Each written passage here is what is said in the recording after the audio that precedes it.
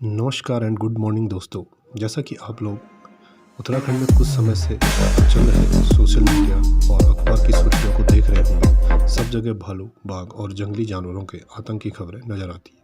अधिकतर इन जानवरों के हमले से जो सबसे ज़्यादा प्रभावित हैं वो हैं इस राज्य की पर्वतीय जिलों की महिलाएं, क्योंकि अधिकतर पहाड़ी इलाकों में महिलाएं बहुत मेहनती और कर्मठ होती हैं।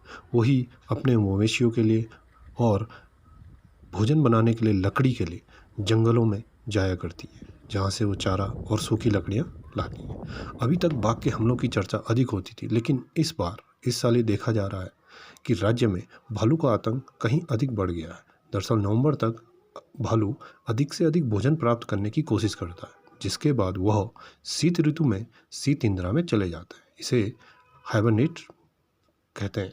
जंगलों में क्लाइमेट चेंज के कारण जो भालू के प्राकृतिक भोजन थे उनमें बहुत कमी आ गई है, यानी कि वहाँ पे कीड़े मकोड़े या फिर आपके शहद बोलो तो ये बहुत कम हो गया और भालू को नवंबर तक अपना भोजन किसी भी हाल में पूरा करना है। तो वो मानव बस्तियों की ओर आ रहे हैं और जिससे भालू और मानव का सामना अधिक हो रहा है। आज उत्तराखंड वन विभाग को इस टेक्नोलॉजी के ज़माने में कुछ बेहतर उपाय खोजने चाहिए, जिससे कि सबसे पहले हम इंसानी जान बचा सके, क्योंकि मानव जीवन बचाना ही हमारी पहली प्राथमिकता होनी चाहिए। विगत वर्षों की रिपोर्ट देखें तो भालू के सबसे अधिक हमले पौड़ी जिले में ही देखे जाते थे, और जो कि अब सब पर्वतीय जिलों में इसका आतंक फैलता जा रहा है। और आप जानते हो कि उत्तराखंड का दुर्भाग्य यह है कि यहाँ की स्वास्थ्य सेवाएं से आप वाकिफ हो। हम घायल लोगों को तुरंत इलाज नहीं दे पा रहे, जिससे मौत के आंकड़ों में बहुत वृद्धि हो रही है।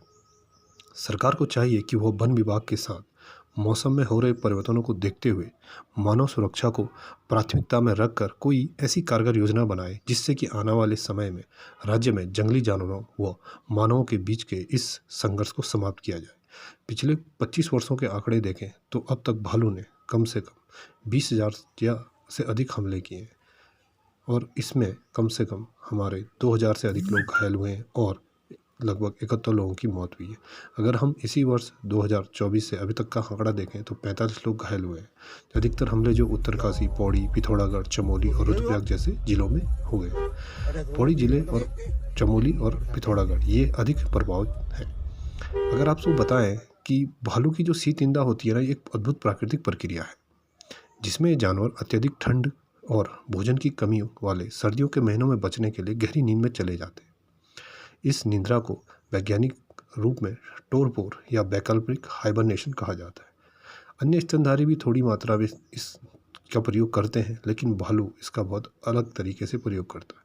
इसमें इसका शारीरिक तापमान बहुत कम हो जाता है और इसकी शारीरिक गतिविधियां बहुत कम हो जाती, जिससे कि ये अपने शरीर की ऊर्जा को बचा के रखते हैं और एक लंबी निद्रा में चले जाते हैं, यानी अपने डैन या अपनी मांद अपनी गुफा में ही सो जाते हैं। तो बहुत बहुत शुक्रिया आप लोगों का इस वीडियो को देखने के लिए। धन्यवाद।